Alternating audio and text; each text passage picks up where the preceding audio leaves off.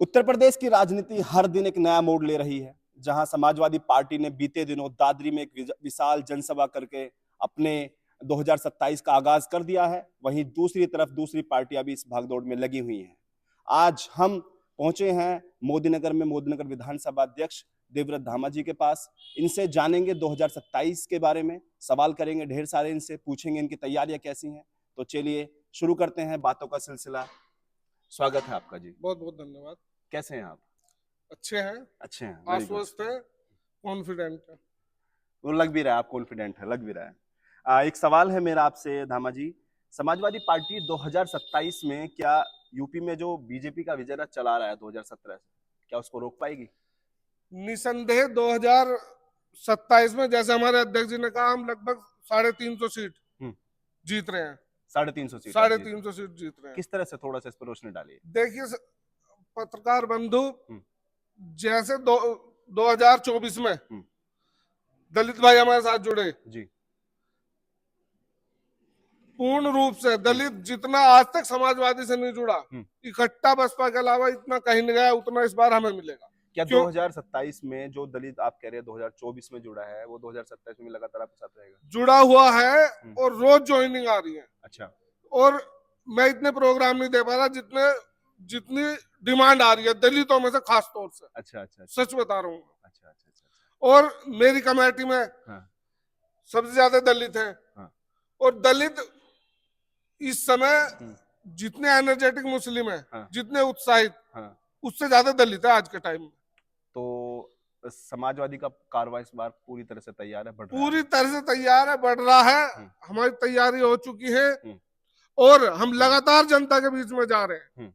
जिस तरह से ये सरकार चल रही है, जितना ये उत्पीड़न कर रही है, हम मजबूती से संघर्ष कर रहे हैं। और लगभग 16 केस दलितों के और मुस्लिमों के एवज में लड़ते हुए मैं इस समय झेल रहा हूँ। अच्छा अच्छा। हाँ, मजबूती से लड़ रहे हैं। अच्छा। हमारे पहुंचने पे तहसील के बड़े बड़े अधिकारी पिछले दरवाजे से निकल जाते हैं। अच्छा अच्छा। हाँ बिल्कुल, तो डर पैदा हो रहा है आपका? डर नहीं, सच के लिए सच का खौफ। हाँ, सच का खौफ है। हाँ बिल्कुल। अच्छा, एक नारा है, मैं जब आपके अभी ऑफिस पे आया हूँ तो ऑफिस में मैंने देखा पीडीए लिखा हुआ था, पीडीए परिवार। पीडीए क्या है और समाजवादी पीडीए की बात करती है लगातार, एक बार पीडीए हमारे दर्शकों को समझाइए। पीडीए कोई नारा नहीं है जी, पीडीए हमारा लॉन्ग टाइम विजन है जी। क्या विजन है? ये नेताजी का जो विजन था, हमने या हमारे माननीय अध्यक्ष जी ने नाम दे दिया, लेकिन जो नेताजी का विजन है वही ये विजन है। पीड़ित, दलित, शोषित, वंचित, अल्पसंख्यक सब इसमें है। अच्छा अच्छा। जो पीड़ित है, शोषित है, वो सब इसमें है। अच्छा, पिछड़ा, दलित, अल्पसंख्यक, सारे के सारे इसमें सब इसमें, तो सभी है। इसको ग्राउंड पे कैसे लागू कर रहे हैं आप लोग? कैसे ग्राउंड पे लागू करने का ही उदाहरण मैंने दिया। जो इतने मुकदमे हैं डेली, कल की मैं बताता हूँ जी। कल भी झगड़ा था। अच्छा। पतले का मामला था। अच्छा, पतला निवाड़ी। हाँ। और अभी 4 दिन पहले 4-5 लड़के उठा लिए, 2 दिन रख के हमने खूब जितना तहजीब के दायरे में हो सकता था, एसीपी साहब से भी, एसडीएम साहब से भी हमारी बहुत हुई, हालांकि फिर उन्हें झुकना पड़ा, तभी उन्होंने छोड़े। अच्छा। हम रात को 2 बजे भी किसका फोन आए तो पूरी विधानसभा में कहीं भी मैं आधे घंटे में पहुंच सकता हूँ। ये सिर्फ देवव्रत धामा कर रहे हैं या बाकी सब जो कार्यकर्ता है इसी तरह से लगे हुए हैं? देखिए, नेता बहुत लग रहे हैं जी, सब इसी एनर्जी से लग रहे हैं। और जहाँ किसी को हमारी जरूरत होती है, ये नहीं कि हम अपनी विधानसभा में ही, ये चुनाव का मामला तो अब शुरू हुआ। मैंने शामली में धरना दिया, मैंने सहारनपुर में धरना दिया अल्पसंख्यकों के उसमें। वहां अभी शामली में एक लड़का 6 बजे यहाँ से गया हमारे पास से, 8 बजे खबर आई कि गोकशी करता हुआ पकड़ा गया, हम तभी निकल लिए। अच्छा अच्छा अच्छा। वहीं जाकर प्रशासन के साथ खूब संघर्ष हुआ, हाथापाई हुई, वहां हमने धरना दिया। तो कहीं भी हमें तो सूचना मिलनी चाहिए। हम किसी बाउंड्री से बंधे हुए नहीं है, ना हम किसी धर्म की बाउंड्री से बंधे, ना हम किसी जाति की बाउंड्री से बंधे, ना हम किसी विधानसभा क्षेत्र की बाउंड्री से बंध रहे।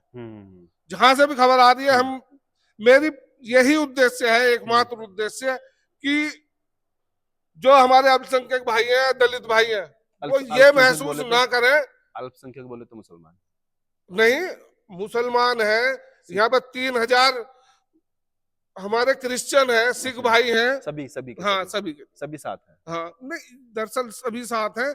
और जो मैं कह रहा हूँ बार बार कि मैं इन्हें परेशानी होता है, क्योंकि सरकार की मंशा है सारी चीज को घुमा के 95% जो 151 जमानत हुई है एक दिन से ज्यादा में, वो अल्पसंख्यकों और दलितों की हुई है। ये जो सरकार है अल्पसंख्यकों के नाम पे तो राजनीति कर रही है, लेकिन दलितों का उत्पीड़न उनसे कम नहीं है यहाँ। अच्छा अच्छा। तो जितने भी 151 जब से कमिश्नरेट लगी है, मैं तो कह रहा यहाँ पर कमिश्नरेट जब से लगी है, जब से जनता बहुत परेशान है। अच्छा। पुलिस की एक तरफा तानाशाही चल रही है, हर किसी मसले में हमारा तगड़ा संघर्ष होता है जब भी जाके कुछ हो पाता है। और 151 में भी 4-4 दिन रख गए। अच्छा। और ये आ गया फिर बाद में भी कोई मसला नहीं था। अरे मसला नहीं था, तुमने 4 दिन उसे उत्पीड़न करा, उसका थाने में डराया धमकाया मारा, खत्म, कुछ नहीं था जी, अब क्या करें, हो गया। चलिए यहाँ बातें हैं अगले सवाल पे। गुर्जर समाज हमेशा से बहुजन समाज पार्टी के साथ रहा है, पीछे बीजेपी के लिए भी वोट गया है, लेकिन इस बार जैसे दादरी में एक बड़ी महासभा हुई है, बड़ी रैली की है और भाटी जी ने, तो इस बार क्या क्या उम्मीद है कि गुर्जर समाज वापसी कर रहा है? क्योंकि आप देखेंगे नोएडा जो बेल्ट है, गुर्जर बेल्ट कही जाती है, इधर मेरठ में है, लेकिन नोएडा बेल्ट में आज तक एक भी समाजवादी पार्टी का कोई विधायक नहीं बन पाया है। देखिए, टू बी वेरी ऑनेस्ट जी, गुर्जर पहले कांग्रेस के साथ रहता था, ठीक, फिर बसपा के साथ लग गया जी, फिर अब से 1 साल पहले भाजपा के साथ। अच्छा। अब 95% से ज्यादा गुर्जर कोई निकम्मा होगा जो समाजवादी को वोट नहीं देगा। अच्छा। क्योंकि जी हमारे राष्ट्रीय अध्यक्ष माननीय अखिलेश यादव जी गुर्जरों का पूरा उत्साहवर्धन कर रहे हैं, हर तरह की सपोर्ट का वादा कर रहे हैं, और उनका विजन भी यही है कि ये जो आरएलडी वाले गए उसकी क्षतिपूर्ति हमसे हो। अच्छा। और आपने देखा होगा उस कार्यक्रम में कई लाख की भीड़ थी।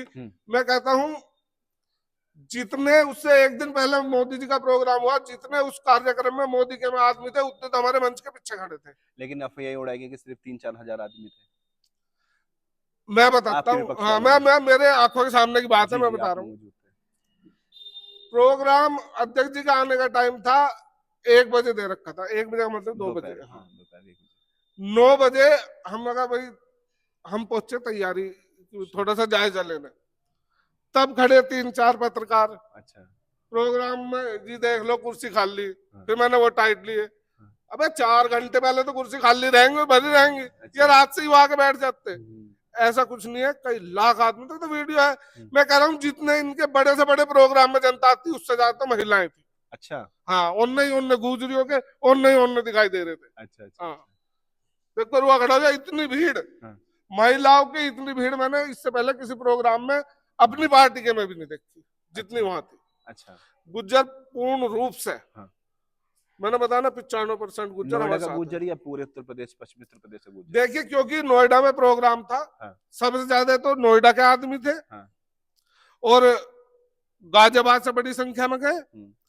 गाजियाबाद से, मोदी नगर से, मेरठ से, सहारनपुर तक से 250 गाड़ियां आई।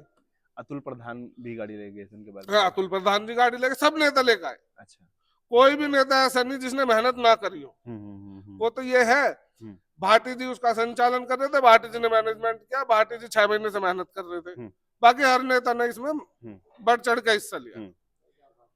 2024 में समाजवादी पार्टी को एमपी के इलेक्शन में मेंबर ऑफ पार्लियामेंट में 37 एमपी मिले हैं। बहुत सारी अफवाहें उड़ती हैं कि ये तुक्का है, लग गया तुक्का, ये कंटिन्यू नहीं रहेगा। क्या मानना है आपका? 2027 में ये जो सर्व समाज आपको मिला है, 37 एमपी मिले हैं, ये बहुत बड़ी बात है। क्या ये कंटिन्यू रहेगा? इसके बारे में थोड़ा रोशनी डालिए। देखिए, 37 सीट आई हैं जी। 37 सीट पे हर सीट पे लाखों वोट पड़ी हैं जी। ये तुक्के का तो मामला है नहीं। और जिस, देखिए मैं खुल के कहूंगा, मुझे इस बात में कहने में कोई संशय नहीं, तब हमारे साथ दलित भाई जुड़े, और हमारी ये 37 सीट आई, वो अब तक जुड़े हुए हैं उससे ज्यादा। मैंने बताया ना, डेली जुड़ रहे हैं। आज भी मुझे जाना था, लेकिन कई दिन हो गए लगातार भागते हुए, एक दो यही पुलिस केस चल रहे थे इनमें, मैंने उनसे फिलहाल कह दी कि भाई रुक जाओ अभी 2-3। अच्छा, डेली दलित सबसे ज्यादा जुड़ रहे हैं। वाल्मीकि जुड़ रहा है जो पहले कभी नहीं जुड़ा। अच्छा, वाल्मीकि भी जुड़ रहा है। कहा जाता है कि बहुजन समाज पार्टी डूबता जहाज है, क्या यही कारण है कि दलित समाजवादी पार्टी के साथ जा रहा है? देखिए, बहुजन समाजवादी का वोटर इंटैक्ट जितना बहुजन समाजवादी पार्टी के साथ था, इतना किसी के साथ नहीं था। ठीक, ना आज तक रहा। ठीक, लेकिन परिस्थिति ऐसी बनी, अब बहन जी ब्लैकमेल्ड है। अच्छा, या कहीं किसी तरीके से देसी भाषा में कहते हैं पूंछ दब रही है। अच्छा, कुछ इस तरह का मामला है। हाँ। इसलिए डेली डाउन जाती जा रही है। यहाँ मोदी नगर तो अब कुछ है नहीं। पिछली बार सिर्फ एक सीट निकली थी और वो भी मुझे लगता है जो कैंडिडेट था उसका खुद का एक बहुत वो कैंडिडेट निर्दलीय लड़ता ना, वो तब भी जीतता। बहुत मजबूत कैंडिडेट। तो गठबंधन के लिए क्यों मना कर देती है बहुजन समाज पार्टी की जो बहन कुंवारी मायावती है? मैंने बताया, इतनी कमजोर स्थिति होने अगर बहन जी आज समाज में आ जा, अपने समाज की बात रखे, इनका तो डेली लगभग 300-400 का एवरेज है जो दलित भाइयों के साथ उत्पीड़न हो रहा। अच्छा, उनमें रोज कुछ ना कुछ किसी की मदद करे, अब भी आके अब भी दलित जुट जाएगा, ये सच्चाई है। लेकिन वो दबी हुई है वहां, उस दबी हुई की वजह से ही हमसे गठबंधन नहीं कर पा रही, ना ही अपने समाज का साथ दे पा रही। अच्छा, ये सच्चाई, ये सच्चाई है। उत्तर प्रदेश में एक बड़ा नंबर है मुस्लिम वोट बैंक का, लगभग 20% मुस्लिम वोट बैंक, और 2022, 2017, 2012 या 2024 लगभग 90 से 95% वोट समाजवादी पार्टी को या गठबंधन को गया है। लेकिन इस बार 2027 में एक नाम और है जो बहुत बड़े बड़े वादे कर रहा है, इस बार ये होगा वो होगा, वो है असदुद्दीन ओवैसी। इनके बारे में क्या कहना है और कैसी राजनीति रहने वाली है? मुस्लिम समाजवादी को पूरा मिलेगा या असदुद्दीन ओवैसी भी एक बड़ा नंबर लेके चले जाएंगे? इसके बारे में बताइए। देखिए, 22 में बहुत बड़ा रोल प्ले किया असदुद्दीन ओवैसी ने जी। उसकी वजह से हमें बहुत सारी सीटें, उस पार्टी की वजह से हम नुकसान में रहे। अच्छा, 24 में बैरिस्टर साहब ने अपना आपका आपका हम नहीं लड़ रहे, देख लेंगे क्या कर लेंगे समाजवादी, हमने करके दिखा दिया। तो मूर्खता है नहीं मुस्लिम। दूसरा, अभी बंगाल में ये उनका वो पकड़ा गया स्टिंग ऑपरेशन। अच्छा, हुमायूं कबीर का। हुमायूं कबीर 1000 करोड़ रुपए भाजपा से लिए। हाँ, उन्हीं के साथ गठबंधन चल रहा था उनका। चंद्रशेखर हो, हाँ। हुमायूं कबीर तो खैर कुछ है नहीं, नया आदमी आया। ये हो ओवैसी साहब, हाँ। और अब बहन जी, हाँ। उन्हीं के रहमो करम पे है, हाँ। उन्हीं के द्वारा फाइनेंस है, हाँ। और ये सबको पता चल गया, ये बच्चे बच्चे को पता है।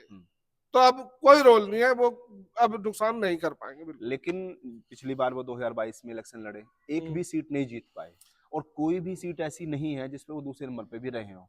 लेकिन बड़ा नुकसान जो इंडिया गठबंधन को रहा वो ये था कि 10-10, 15-15 हजार वोटों ले जाना, उससे कहीं ना कहीं बीजेपी को फायदा मिलता है। आपकी पार्टी ऐसा नहीं कर सकती कि 2, 3 या 5 सीट का उनको एक वो ऑफर करे और उनको गठबंधन में ले ले, वो जो नुकसान है बड़ा वो भी खत्म हो जाए? पत्रकार बंधु, हमारी पार्टी तो ऐसा कर सकती है। अच्छा, कोई गुरेज नहीं है। हाँ। समस्या फिर वही है जी, हम 4 सीट दे देंगे, उससे हजारों करोड़ रुपए मिल रहे हैं, वो बंद हो जाएगा। और ये कहते हैं अपनी सभाओं में कि भाई हमारा भी तो अधिकार है चुनाव लड़ने, उनका अधिकार है। हाँ। लेकिन मैं 24 घंटे अपने भाइयों के साथ, अपनी जनता के साथ खड़ा हूं। हाँ। ये समय इन बातों का नहीं है। ये पहले तो मान सम्मान का चुनाव होता था, ये जानो माल का चुनाव है। अगर इस बार 27 में समाजवादी की सरकार ना बनी, ये नहीं उतरे, क्योंकि और पार्टी तो कोई बनाने की हालत में नहीं, तो शायद ही फिर अगला चुनाव हो। अच्छा, और जो ये सूत्र है, जो ये पीढ़ी है, पीडीए है, पीडीए सबको पता है इनकी क्या विचारधारा, क्या इनकी मंशा, फिर ये खुल के खेल लेंगे। इसलिए चुनाव 27 का जानो माल का चुनाव है। सारी बातों को भूल कर सब कुछ समाजवादी के साथ लगना पड़ेगा, तभी इनसे पार पाया जा सकता है। नहीं तो फिर पता नहीं क्या होगा, वो बहुत गंभीर स्थिति आएगी। अच्छा अच्छा अच्छा, इस पे एक आता हूँ मैं। मुस्लिम समुदाय की छोटी सी शिकायत रहती है हमेशा कि हम भारी मात्रा में समाजवादी पार्टी को वोट करते हैं, लेकिन उनका खुद का जो यादव वोट बैंक है वो कई बार हाथों से निकल के भाजपा के साथ चला जाता है। देखिए, हर काम, मैं खुल कर कह रहा हूँ, हाँ बिल्कुल कहना हर तरह काम होता है। हाँ। इन्होंने कोई पर्दा नहीं छोड़ा, कोई लिमिट नहीं छोड़ दी। हाँ। ये चाहे तो ठेली वाले को आईटी एक्ट में फंसा दे। तो जो ठीक स्थिति में है, जिनके काम धंधे चल रहे हैं, उन्हें उल्टी सीधी धमकी देके सब समाजवादी के साथ है। लेकिन इन धमकियों की वजह से वो ऐसा दिखाने की कोशिश करते हैं उन्हें कि भाई जैसे तुमने कहा हम ऐसे ही कर रहे हैं। बाकी उनके तो खून में समाजवादी है, वो 1% कहीं नहीं जा सकते, ना सोच सकते, नींद में नहीं सोच सकते। लेकिन इन हालातों में उन्हें थोड़ा सा शो करना पड़ता है कि भाई जैसा तुम कह रहे हो वैसे करें और हम तुमसे डर रहे हैं। उन्हें ये शो करना है कि हम तुमसे डर रहे हैं। किन से डर रहे हैं? किन से डर लगता है? सिस्टम से, भाजपाई सिस्टम से। सारा सिस्टम भाजपा ही लेके, चुनाव आयोग से लेके आईटी और ये सब जितने विभाग हैं सब भाजपा, पूर्ण रूप से भाजपा हो चुके हैं। उनके एक बड़े लीडर होने के बावजूद भी उन्हें डरने की जरूरत है? अखिलेश यादव जैसा बड़ा लीडर जो राष्ट्र नेता है, 30 नंबर की बड़ी पार्टी है समाजवादी पार्टी, उनके होने के बावजूद भी उनको डर लगता है? देखिए, मैंने अभी कहा मेरी एकमात्र कोशिश ये है कि ये मेरे भाई असहाय अपने आप को महसूस ना करें। तो वो अपनी करने में कमी नहीं छोड़ रहे, हम उनके साथ खड़े, हम अपनी मेहनत में कमी नहीं छोड़ रहे। और उन्हीं की ताकत पे, माननीय अखिलेश यादव जी की ताकत पे ही ये जो चाह रहे वो नहीं कर पा रहे। इनकी बहुत बड़ी बड़ी प्लानिंग, और फिर इन्होंने इतने गंदे गंदे खेल चुके हैं। सोना बेच दिया, देश का सारा रिजर्व बेच दिया, नौकरी नहीं है, रुपया धरातल में पहुंचा दिया। एप्स्टीन फाइल की वजह से ये देखो जंग किसकी और ही नुकसान हमारा हो रहा। तो इन्होंने बहुत गंदे गंदे खेल चुके हैं। सरकार बदलेगी सब सामने आएगा। एप्स्टीन फाइल में हम बात कर रहे हैं, ईरान का हमेशा भारत मित्र रहा है, बड़ी पुरानी दोस्ती रही है। लेकिन प्राइम मिनिस्टर जाते हैं इजराइल में, वो पहली बार किसी प्राइम मिनिस्टर का दौरा रहा है 1948 के बाद, और उस देश को फादरलैंड बोलते हैं, भारत को मदरलैंड बोलते हैं। क्या इसका हमें नुकसान उठाना पड़ा है? नुकसान उठाना पड़ रहा है, बहुत बड़ा नुकसान उठाना पड़ रहा है। और ये जो अब ये ट्रेड हुई उसके जो रिजल्ट है वो अब आने शुरू होंगे। वो अब अप्रैल में चालू हो गए उसके हिसाब से ट्रेड। तब मैं कह रहा हूँ भारत का किसान बर्बाद हो जाएगा, मजदूरी खत्म हो जाएगी। क्योंकि अमेरिका तो अपने किसानों को इतनी सब्सिडी दे रहा है कि वो आधे रेट में भी देंगे जब उनका कुछ नहीं बिगड़ता, और हमारा देश बर्बाद हो जाएगा। और रही ये फादरलैंड क्या है, ये आदमी देखो अमेरिका में तो भीड़ इकट्ठी होकर कह रही है कि एक मूर्ख हमारा देश चला रहा। सच्चाई ये है, यहाँ उनसे बड़े बड़े मूर्ख है। यहाँ जनता, मैं समझता हूँ इसका सबसे बड़ा कारण मीडिया है। आदमी क्या है, 9 बजे तक सुबह घर से निकला, 9 बजे तक वहां काम धंधा करा, आकर टीवी खोला, वहां वो गुणगान चल ही रहा। सिर्फ ये कारण है कि जनता जो जुड़ी हुई है उस वजह से जुड़ी हुई है। बाकी चारों तरफ बर्बादी है, जिसका कोई जवाब नहीं, वो बर्बादी है। देखिए इतना सा देश, हमारी कब की सभ्यता, उसे आप बता का आगे। वो तो ये आदमी, इन्होंने कभी अपना घर नहीं चलाया। ये तो शुरू से है इसी तरह करता रहे। ये अकल पढ़े लिखे आदमी है नहीं, समझदार है नहीं। पढ़ा लिखा हो तो कुछ कहा भी जाए। ये तो वहां खड़ा हूं, आपने देखा होगा मिलने केजरीवाल, तुम्हें हंस रहे, सब मजाक उड़ा रहे, पूरे हर देश की मीडिया मजाक उड़ा रही, जहां जाते हैं बेइज्जती कराकर। क्योंकि अगर पढ़ा लिखा आदमी पढ़ के खेती भी करेगा तो और हिसाब से करेगा। ये अनपढ़ आदमी है। वो सही है, किस्मत ऐसी लिखवा के आ रही है कि भारत में इतने अंधभक्त अब तक भी सुनने को तैयार नहीं। लेकिन अब आंखें खुल चुकी हैं, जनता समझ चुकी है, और 27 में इनकी जमानतें जब्त होगी। वो रिजल्ट रहेगा जो पिछले काफी समय से भारतवर्ष ने नहीं देखा। इस बार सुनने में आ रहा है कि जो ब्राह्मण समाज है, पंडित समाज है, वो भी समाजवादी पार्टी के साथ आ रहा है। देखिए, ब्राह्मण बुद्धिजीवी कौम है। ब्राह्मण इनके सारे खेलों को तब से समझ रहे, लेकिन जुड़े हुए थे, किसी का किस तरह का लाभ, किसी का किस तरह का। लेकिन अब हर चीज की अब इनकी लिमिट क्रॉस होगी, अति कर चुके हैं। समझदार कौम है, उन्होंने कह दी भाई ये नुकसान कर रहे हैं, तो अब ब्राह्मण पूर्ण रूप से इनके खिलाफ है। अच्छा, मैं वर्तमान की स्थिति में कह रहा हूं, जो ब्राह्मण इनका इस पार्टी में चुनाव भी लड़ता है या इस पार्टी का नेता है, उसकी घरवाली की वोट भी समाजवादी को मिलेगी। अच्छा, हाँ, वो तो कसम धर्म खाने को वो इतना तो रखते हैं कि भाई मैं तो दे दूंगा, बेटा मैं तो भाजपा को डाल दूंगा, तुम सब समाजवादी को डाल देना। अच्छा। मुझे कसम खानी पड़ जाएगी, ये हालत। पश्चिमी उत्तर प्रदेश में एक बड़ा वोट बैंक है मुस्लिम के बाद, Jat vote bank. Jat vote bank के नेता हैं जयंत चौधरी, जो कि अभी हाल फिलहाल में बहुजन समाज पार्टी के गठबंधन में है, उनके साथ है। 2022 में वो आपके साथ चुनाव लड़े थे गठबंधन में। जाट वोट बैंक के जाने से क्या समाजवादी पार्टी को नुकसान होगा या इसकी भरपाई कैसे होगी? मैं बताता हूँ। भरपाई के लिए तो मैंने गुजर वोट बता दी, मैं खुद गुजर हूं, वो बात कहना ठीक नहीं, लेकिन ऐसा नहीं है, जाट भी डेली टूट के आ रहे हैं। अच्छा, हाँ, 3 महीने पहले और स्थिति थी। हाँ। आज की स्थिति में जाट जुड़ रहा है डेली। अच्छा, अभी 2-3 दिन में मैं आपको आमंत्रित कर रहा हूँ, बहुत बड़ी ज्वाइनिंग है। अच्छा, जाट समाज से ही है। हाँ। वो है जो यहाँ चुनाव लड़ते आए हैं, वो ज्वाइन करेंगे। तो जाट जुड़ रहा है, ऐसा नहीं है कि सब इनके साथ है। और जो इनके साथ अब है, वो जब हम उनके साथ गठबंधन में थे, वो तब भी हमारे साथ नहीं था। जो जाट अब हमारे साथ नहीं है, थोड़ा बहुत तो ऊपर नीचे होता ही है भाई, उनका नेता गया हुआ, लेकिन जिस तरह से जाट पहले हमें वोट दे रहा था, उससे थोड़ी बहुत ही कमी आएगी। जाट हमें भी वोट दे रहा है, बिल्कुल दे रहा है। 2027 में समाजवादी पार्टी की अगर सरकार बनी तो ऐसे क्या काम होगा जो सबसे पहले आपकी सरकार करना चाहेगी? क्या बदलाव लाना चाहेगी सरकार बनते हैं? देखिए, जो मैं आमतौर पे कह देता हूँ, इस सवाल का कई बार सामना करना पड़ता है, मगर भाई जिन मसलों पे मैं अब संघर्ष कर रहा हूँ या तुम्हारे लिए उनकी डिमांड कर रहा हूँ, उनमें से किसी भी मसले से आपको जूझना नहीं पड़ेगा, वो काम सबसे पहले हो।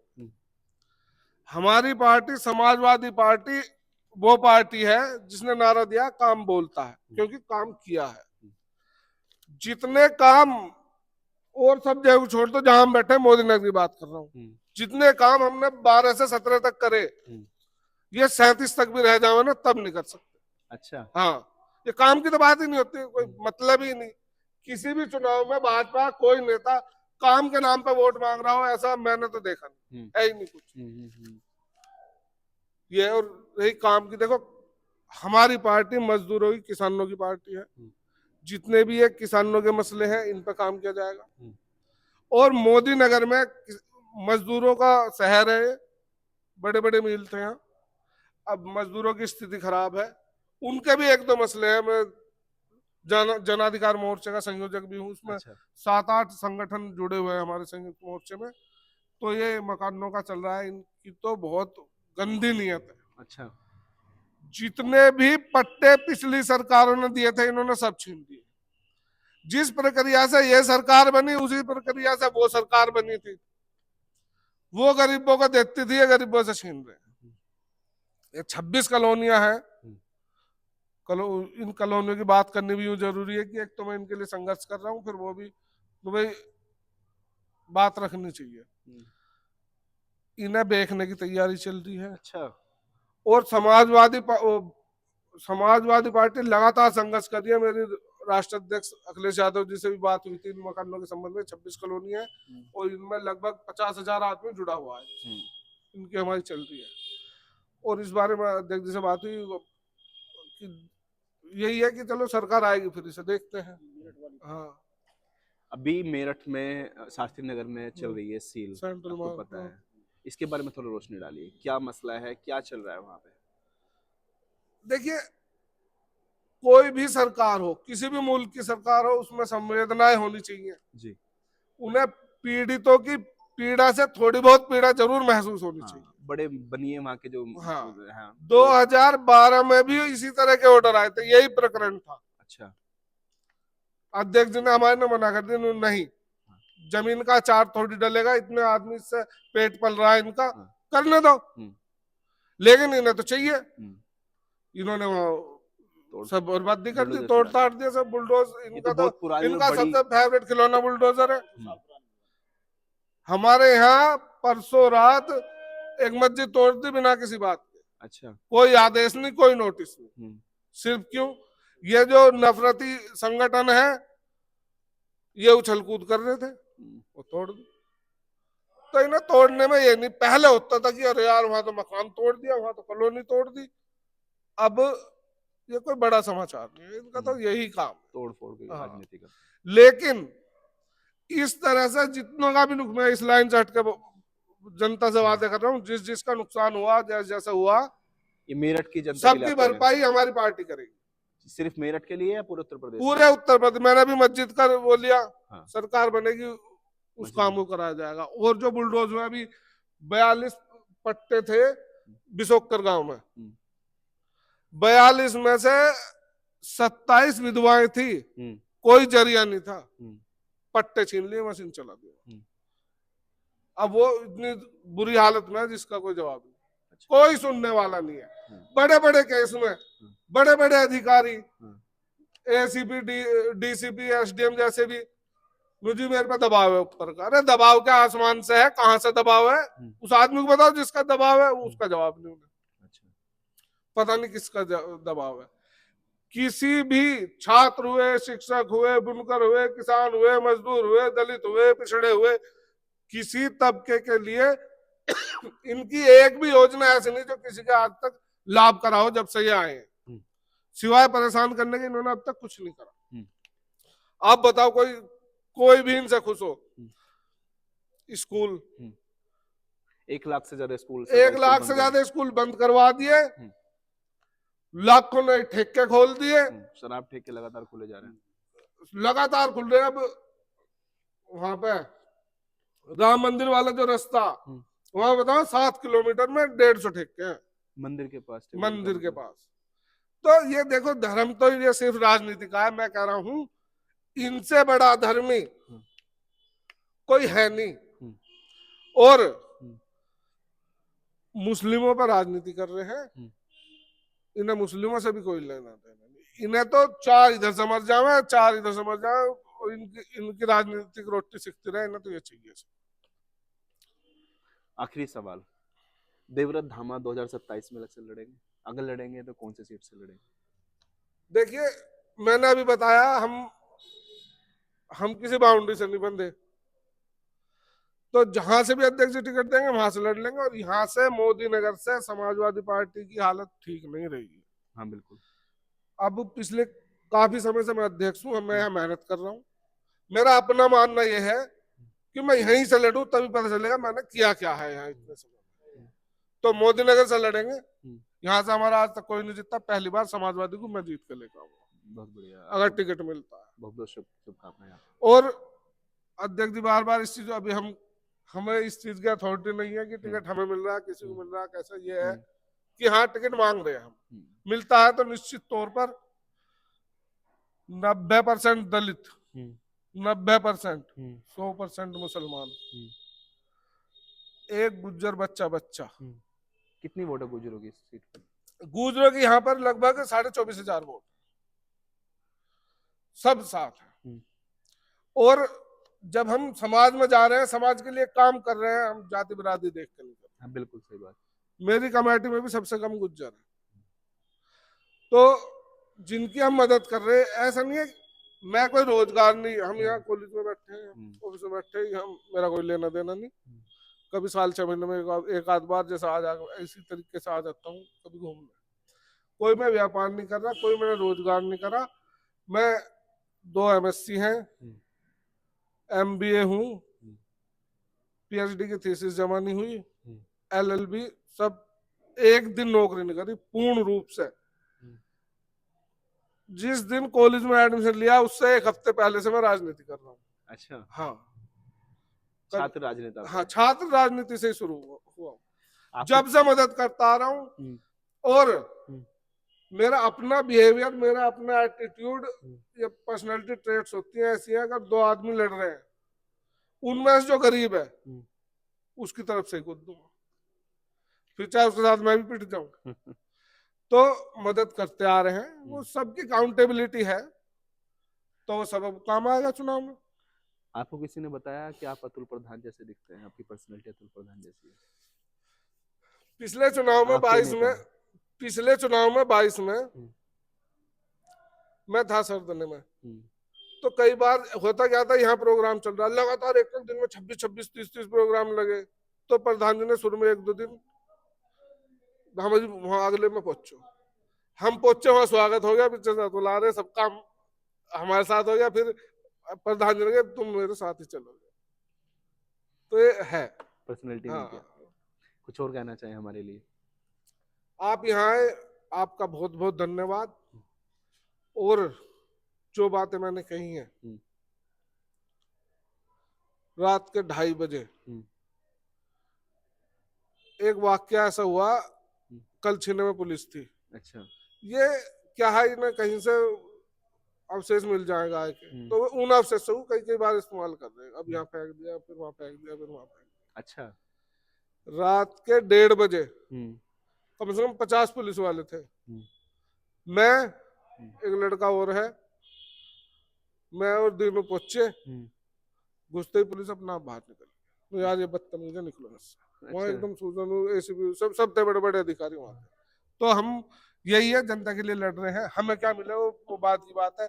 ये तो टिकट का तो अब 2-4 महीने से ये आया दिमाग में, जब सब कहने लगे, बात भी है भाई, पढ़ लिख कर और कुछ तुम कर नहीं रहे, और अब जिस जनता के लिए लड़ रहा हूँ, ताकत रहेगी तो और मजबूती से लड़ पाऊंगा और उनके काम करा पाऊंगा। तो अब चल रहा, नहीं तो हम लगे हुए हैं, बिना किसी लोभ लालच के लगे हुए हैं, और अब देखते हैं इंशाल्लाह क्या होता है। ठीक है, बहुत बहुत शुक्रिया, बहुत बहुत धन्यवाद। ये थे हमारे साथ मोदनगर विधानसभा अध्यक्ष समाजवादी पार्टी से देवव्रत धामा जी। ढेर सारी हमने इनसे बातें की, इन्होंने बहुत साफ सफाई से जवाब दिए हैं, और इनको आने वाले चुनाव के लिए बहुत बहुत शुभकामनाएं। हमारे साथ जुड़े रहिए, चैनल को सब्सक्राइब कर लीजिए, आगे शेयर कीजिए। धन्यवाद।